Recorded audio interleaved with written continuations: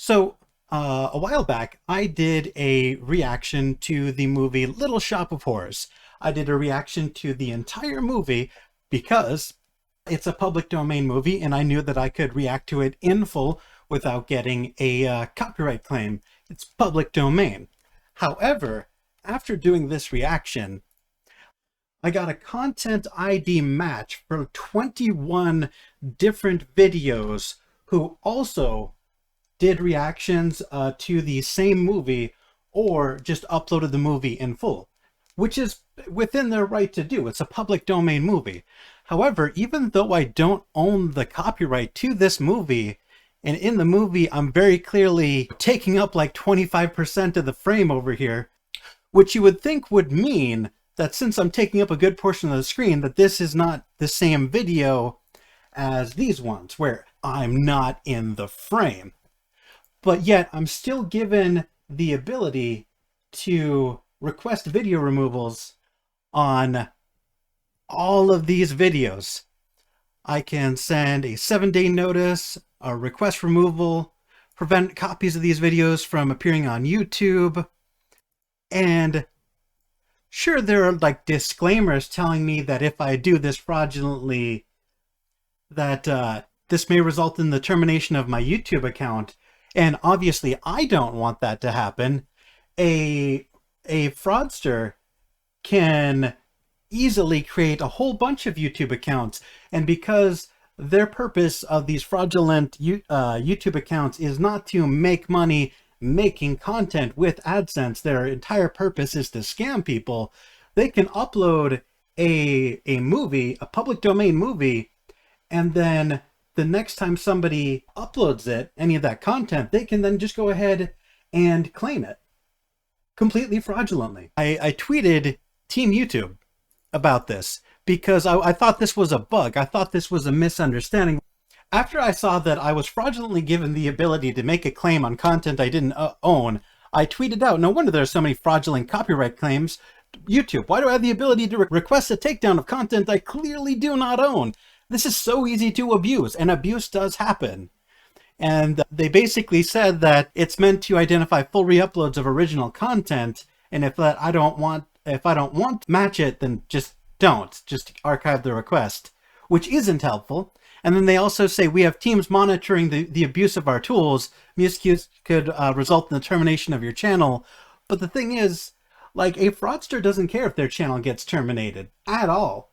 You can make infinite YouTube accounts and upload a bunch of content that's public domain, and then when people make content with that content that you uploaded, you can then fraudulently claim it. And sure, if they get caught, that channel can be terminated, but they can easily have multiple channels. It's really not that hard. So they're basically admitting in this tweet that they have teams monitoring abuse of their tools, but the tool itself doesn't know who the original content holder is. How does YouTube not know who owns Little Shop of Horrors? It's a movie. This isn't some obscure YouTube video from a 1,000 subscriber channel. This is a movie. This is a Hollywood movie. All you have to do is look up who owns it and see if the person who actually owns the movie is the one making the claim. They have no idea who owns this content. So I was pretty furious. So I tweeted back, it's unacceptable for you to not know that people are not the owners of the content they abuse. And they sent me a link, and it's someone at Jordan at Team YouTube replied to this before.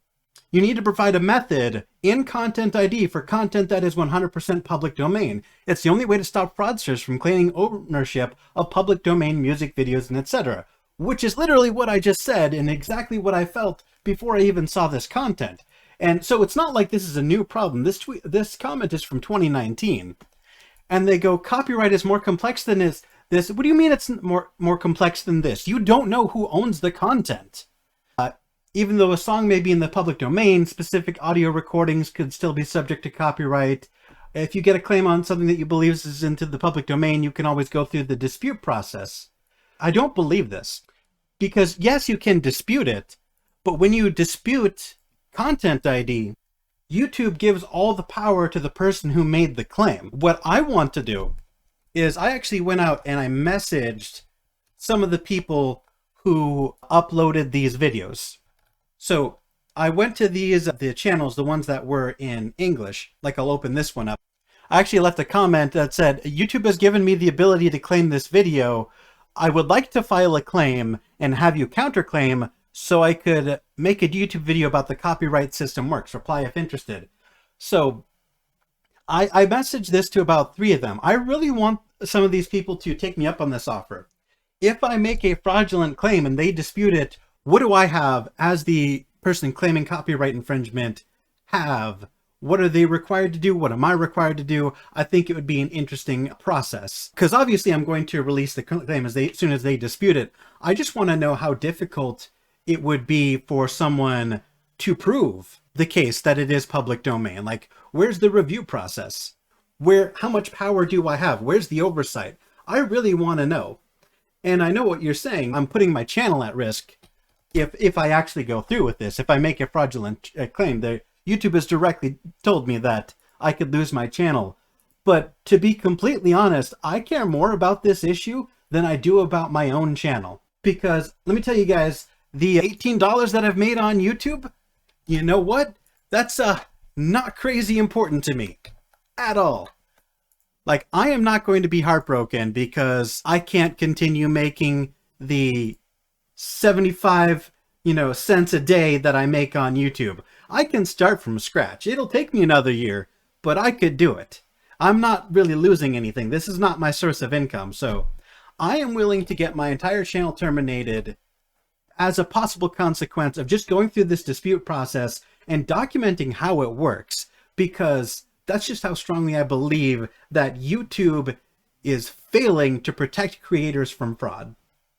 And that's really all I have to say about the issue right now. I hope you enjoyed the video. I'll talk to you guys next time. And, oh yeah, I suppose it's Christmas. Merry Christmas, guys.